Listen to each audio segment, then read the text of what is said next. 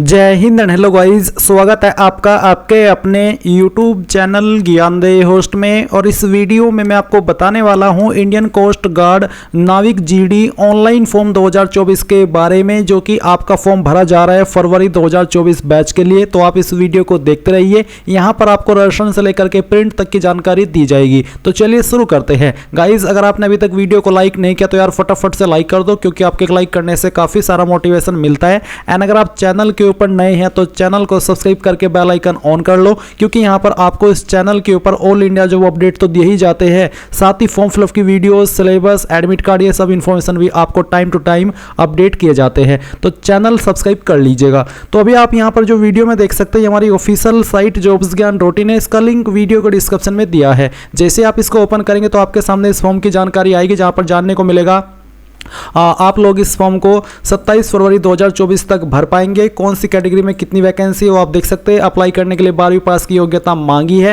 And application fees की जानकारी जानेंगे। ये सभी जानकारी जानने के बाद में आप यहां पर ऑफिशियल नोटिफिकेशन पीडीएफ के ऊपर क्लिक करके इस नोटिफिकेशन को भी चेक कर सकते हैं। एंड ये सभी जानकारी चेक करने के बाद अगर आप इसमें एलिजिबल है और आपका मन है अप्लाई करने का, तो आप कैसे करेंगे। इसके लिए गाइज आपको अप्लाई ऑनलाइन लिंक ओपन करना है। एंड देन आपके सामने ये वाला इंटरफेस आएगा, जैसा कि आप वीडियो में देख सकते हैं। अभी आप यहां पर देख सकते हैं क्रिएट अकाउंट का ऑप्शन आपके सामने है, तो आप क्रिएट अकाउंट के ऊपर क्लिक करेंगे। एंड देन यहां पर आपको नेम के अंदर मिस्टर ये इसी तरह से रहने देना है, और फिर आपका जो नाम है 10th के सर्टिफिकेट के अकॉर्डिंग वो आप यहां पर एंटर करेंगे। एंड फिर इसके बाद में फादर नेम एंटर करना है, मदर नेम एंटर करना है, नेशनलिटी में इंडियन सेलेक्ट करेंगे, जेंडर आपको सेलेक्ट कर लेना है, अपनी ईमेल आईडी यहां पर डालनी है, और फिर ईमेल आईडी को दोबारा डाल करके वेरीफाई करना है, अपना मोबाइल नंबर डालना है। उसके बाद जनरेट ओटीपी के ऊपर क्लिक करेंगे तो आपको ईमेल और नंबर दोनों के ऊपर ओटीपी सेंड किए जाएंगे।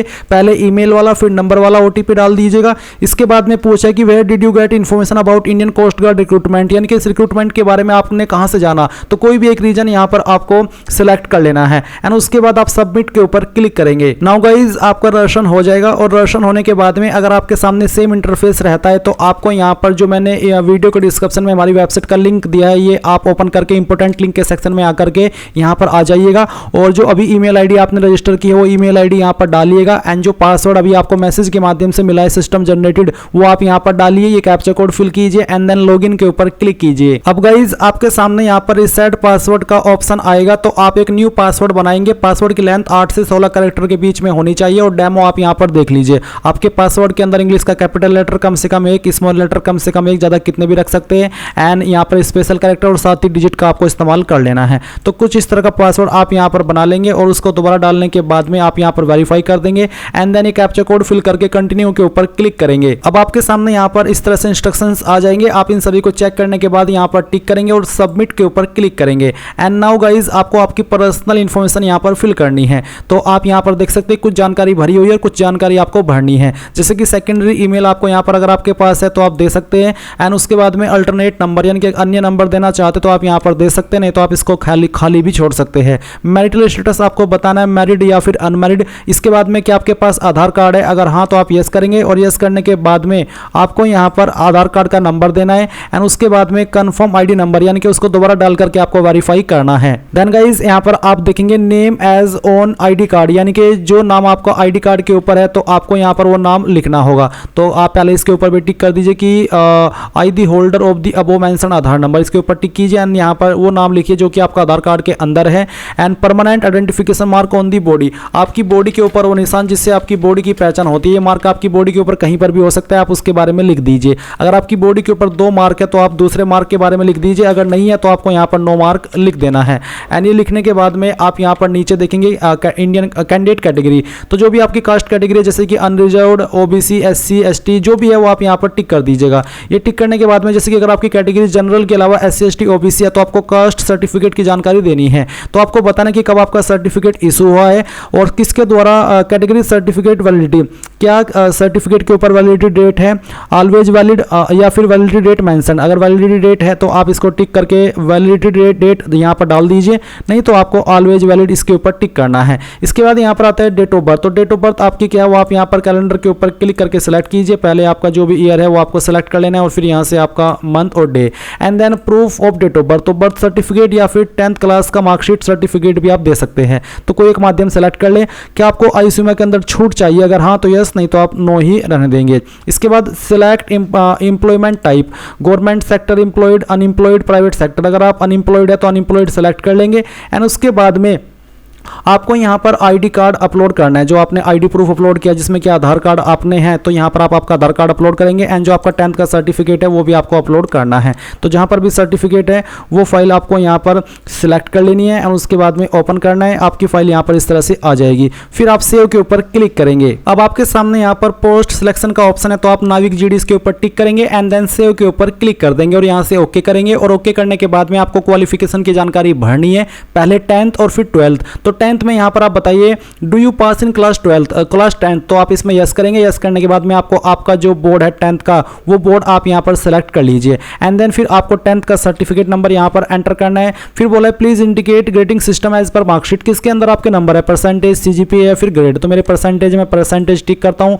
इसके बाद में आपको बताना कि किस साल के अंदर आपने आपकी जो 10वीं है वो पास कर ली थी वो आप यहाँ पर सिलेक्ट कर लीजिएगा। फिर पूछा कि आपके पास कोई एडिशनल मार्कशीट है 10th के लिए, जैसे कि आपकी कंपार्टमेंट आ जाती है, बैक आ जाती है किसी सब्जेक्ट में, तो उसके लिए आपको यहाँ पर पूछा कि आपके पास एडिशनल मार्कशीट है तो आप यस करिए, अगर है नहीं तो आपको नो करना है। फिर पूछा कि how many subjects were there in class 10th में कितने सब्जेक्ट थे वो आप यहाँ पर लिखिए, 5 या फिर 6 एंड उसके बाद में आप यहाँ पर नीचे आएंगे और ऐड सब्जेक्ट के ऊपर क्लिक करेंगे और इसके ऊपर क्लिक करने के बाद में आपको एक एक करके सभी सब्जेक्ट के नाम यहाँ पर देने हैं। जैसे कि मैंने हिंदी लिखा, फिर हिंदी के अंदर कितने नंबर आए थे वो लिखना है और कितने में से आए थे वो आप यहाँ पर लिखेंगे और उसके बाद में ऐड सब्जेक्ट के ऊपर क्लिक करके जो आपके पास अगला सब्जेक्ट था वो आप यहाँ पर लिखिए और उसके नंबर भी यहाँ पर डाल दीजिए। नाउ गाइस आप यहाँ पर देखेंगे कि मैंने सभी सब्जेक्ट अपने भर दिए। आपके जो भी सब्जेक्ट थे 10वीं के अंदर वो आप यहाँ पर लिखेंगे और उसके बाद में आपको सेव के ऊपर क्लिक करना है। सेव के ऊपर क्लिक करने के बाद आपकी यहाँ पर जानकारी सेव हो जाएगी। अब आपको यहाँ पर 12th क्वालिफिकेशन डिटेल के सेक्शन पर आना है और इसके बाद में सेम वे में 12वीं की जानकारी भरनी है।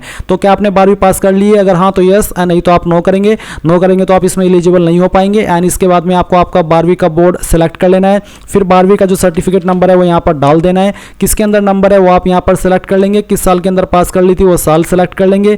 क्या आपके पास एडिशनल मार्कशीट है 12वीं की, अगर हाँ तो यस, नहीं तो आपको नो करना है एंड उसके बाद में कितने सब्जेक्ट थे आपके 12वीं में वो आपको यहाँ पर लिखना है और फिर आपको उसके जो जानकारी वो भी देनी है। जैसे कि फिजिक्स या मैथमेटिक्स ऑलरेडी सिलेक्टेड है तो फिजिक्स के अंदर कितने नंबर आए थे वो डालिए और कितने में से आए थे वो आप मैक्सिमम मार्क्स के अंदर फिल कीजिए एंड मैथमेटिक्स में कितने नंबर आए थे वो डालिए और फिर यहाँ पर जो मैक्सिमम मार्क्स है वो भी डाल दीजिए। इसके बाद में यहाँ पर गाइस जो आपके पास अगला सब्जेक्ट था वो आप यहाँ पर सेलेक्ट कीजिए, कितने नंबर आपको आए थे वो यहाँ पर डालिए और कितने में से आए थे वो आप यहाँ पर फिल कीजिए। फिर इसके बाद में जो आपके पास और सब्जेक्ट था 12वीं में वो आप यहाँ पर लिखिए, कितने नंबर आए थे वो आप यहाँ पर डालिए और कितने में से आए थे वो भी आप यहाँ पर फिल कर दीजिए।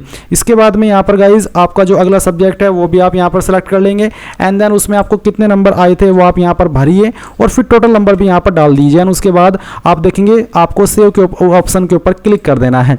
तो हमने इसके ऊपर क्लिक किया, हमारी 12वीं की जानकारी भी सेव हो चुकी है। अब आते हैं आपके सामने एड्रेस की जानकारी।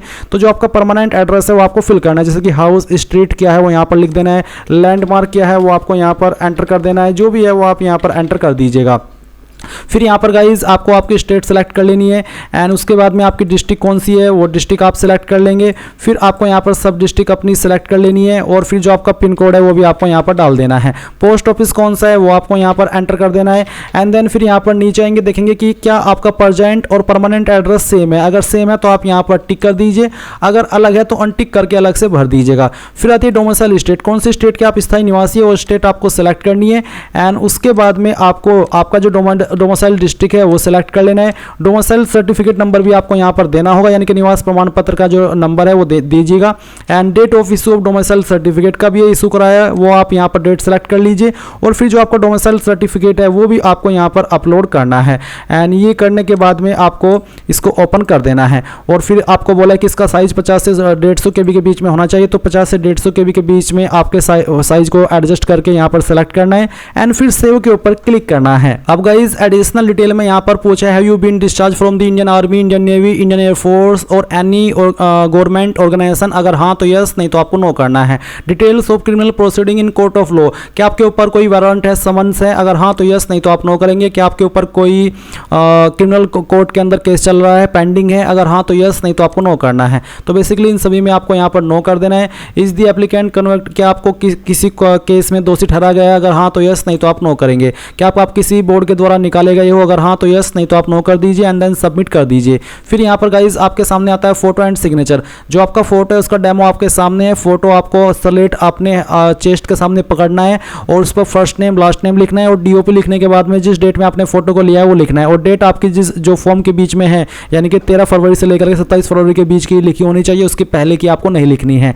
एंड देन आप यहाँ पर आपका सिग्नेचर अपलोड करेंगे और आपका लेफ्ट हैंड थंब इंप्रेशन भी अपलोड करेंगे। जो आपकी फोटो की फाइल है उसको पासपोर्ट फोटोग्राफ नाम देना है, सिग्नेचर की फाइल को सिग्नेचर और थंब इंप्रेशन की फाइल को थंब इंप्रेशन। तो आप यहाँ पर चूज फाइल के ऊपर क्लिक कीजिएगा और इस तरह का फोटो जैसे कि मैं आपको यहाँ पर दिखा रहा हूँ वो आप यहाँ पर सेलेक्ट कीजिएगा और ओपन कर दीजिएगा। और इसके बाद में यहाँ पर जो आपका सिग्नेचर है, सिग्नेचर की फाइल को आपको सेलेक्ट करना है और यहाँ से ओपन करना है। इस तरह से आएगा। अगर आपको इसको कंटिन्यू टू इमेज करेक्शन के ऊपर क्लिक करके इस तरह से एडजस्ट करना है, फिर प्रीव्यू इमेज के ऊपर क्लिक करके आपको सबमिट कर देना है एंड देन आपका जो सिग्नेचर है वो यहाँ पर अपलोड हो जाएगा। तो आप देख सकते हैं कि आपका सिग्नेचर यहाँ पर आ चुका है। फिर आप यहाँ पर लेफ्ट हैंड थंब इंप्रेशन भी अपलोड करेंगे। तो चूज फाइल के ऊपर क्लिक कीजिए और लेफ्ट हैंड थंब इंप्रेशन आपका जहाँ पर भी है वो आपको यहाँ पर सेलेक्ट करना है और ओपन कर लेना है और फिर आप यहाँ पर इस तरह से इसको एडजस्ट कर दीजिएगा। फिर प्रीव्यू इमेज के ऊपर क्लिक करके सबमिट कर दीजिएगा। तो आप देख लीजिए कि आपका यहाँ पर थंब इंप्रेशन भी आ चुका है। फिर आप इसको सेव के ऊपर क्लिक करके सेव करेंगे एंड उसके बाद में कैप्चर लाइव इमेज। अब आपको यहाँ पर एक लाइव इमेज कैप्चर करना है तो आप स्टार्ट कैमरा के ऊपर क्लिक करेंगे। तो गाइस जैसे ही आप यहाँ पर लाइव कैमरा से फोटो कैप्चर कर लेंगे और उसके बाद में इसको सेव कर देंगे तो आपके सामने यहाँ पर आपका selection of exam city preference आ जाएगा। तो यहाँ पर है कि is there any city listed within 30 kilometre radius from your present address, यानी कि जहाँ पर आप रहते हैं आपका जो प्रेजेंट एड्रेस है क्या उसके 30 किलोमीटर के अंदर कोई सिटी है। अगर हाँ तो आप यस करिए और उसके बाद में आपको जो आपकी स्टेट है वो सेलेक्ट कर लेनी है और फिर जो यहाँ पर सिटी है इनमें से वो सिटी आपको सेलेक्ट कर लेनी है एंड उसके बाद में फिर आप यहाँ पर सेकंड स्टेट सेलेक्ट करेंगे। स्टेट में चाहे तो आप एक ही सेलेक्ट कर सकते हैं सभी में, बट सिटी अलग अलग होनी चाहिए। तो इस तरह से आपको यहाँ पर आपकी स्टेट की प्रेफरेंस दे देनी है, जैसे कि मैं आपको दे करके दिखा रहा हूँ। तो आप यहाँ पर अगली जो प्रेफरेंस है वो देंगे और फिर जो उसकी सिटी है वो भी आप यहाँ पर सेलेक्ट कर लेंगे एंड देन फिर यहाँ पर आपकी जो अगली स्टेट है वो सेलेक्ट करेंगे एंड फिर उसकी जो सिटी की प्रेफरेंस है वो भी आपको यहाँ पर दे देनी है और फिर सेव के ऊपर क्लिक करेंगे एंड यहाँ से ओके कर देंगे। ओके करने के बाद यहाँ पर स्टेज 2 आपका जो आता है उसकी आपको प्रेफरेंस देनी है। तो city preference first north zone है तो इसकी सिटी यहाँ पर नोएडा रहेगी, मैं इसको सेलेक्ट कर लेता हूँ। फिर यहाँ पर अगला जोन आपको सेलेक्ट करना है एंड जो इसकी प्रेफरेंस है वो भी आपको दे देनी है। फिर आपको यहाँ पर आपका जो अगला जोन प्रेफरेंस के रूप में देना है वो सेलेक्ट करना है। फिर इससे अगला जोन जो आपको प्रेफरेंस के रूप में देना है वो सेलेक्ट कर लेना है एंड फिर जो आपका लास्ट जोन है वो भी आपको सेलेक्ट करके यहाँ से उसकी प्रेफरेंस दे देनी है और सेव के ऊपर क्लिक करना है। अब गाइस यहाँ पर आपके सामने आपके फॉर्म का प्रीव्यू आ चुका है। जो भी जानकारी शुरू से लेकर अभी तक भरी है उन सभी को चेक कर लीजिए। अगर आपको लगता है कि कोई जानकारी गलत है तो फिर आप यहाँ पर नीचे लास्ट में आइएगा और उसको सही कर लीजिएगा, नहीं तो आप यहाँ पर सिटी के अंदर जो आपकी सिटी है वो एंटर कीजिए।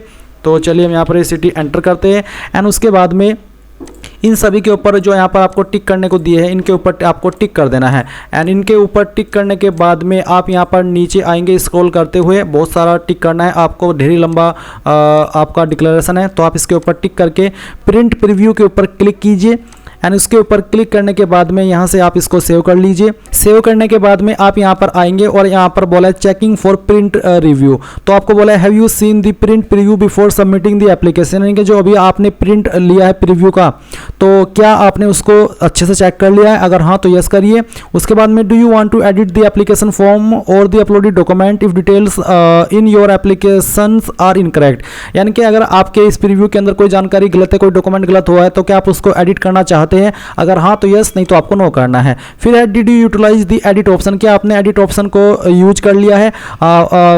यहाँ पर है सीइंग द प्रिंट प्रीव्यू, यानी कि प्रिंट प्रीव्यू देखने के बाद में। अगर हाँ तो यस, नहीं तो आप नो करेंगे। इसके बाद do you want to submit the application finally, if you check yes your application will be submitted and no changes will be allowed further, यानी कि अगर आपने यहाँ पर यस किया तो फिर बाद में कोई भी चेंजेस आप नहीं कर पाएंगे। तो अच्छे से पूरी जानकारी चेक करने के बाद आप सेव के ऊपर क्लिक करेंगे और यहाँ पर एक बार फिर से इन सभी जानकारी को चेक करके यहाँ पर टिक करेंगे एंड देन फिर यहाँ पर आपको नीचे भी टिक करना है एंड इनके ऊपर टिक करने के बाद में आप कंफर्म डिटेल्स के ऊपर क्लिक कीजिए और यहाँ पर अब आपका जो एप्लीकेशन फॉर्म है वो सबमिट हो जाएगा। तो आप देख सकते हैं, आप यहाँ पर देखेंगे प्रीव्यू सबमिटेड, तो आप प्रीव्यू सबमिटेड सक्सेसफुली। अब आपको फाइनल सबमिट के ऊपर क्लिक करना है और आपका फॉर्म सबमिट हो चुका है। आप व्यू एप्लीकेशन फॉर्म के ऊपर क्लिक करके यहाँ पर नीचे की तरफ आएंगे और प्रिंट के ऊपर क्लिक करके अपने एप्लीकेशन फॉर्म का जो प्रिंट है फाइनल वो ले लेंगे। जो कैंडिडेट इस फॉर्म को जनरल ओबीसी से भर रहे हैं वो यहाँ पर इस फॉर्म के लिए पहले फीस को जमा करेंगे और फीस जमा करने के बाद ही वो यहाँ पर अपने फॉर्म का फाइनल प्रिंट आउट ले पाएंगे।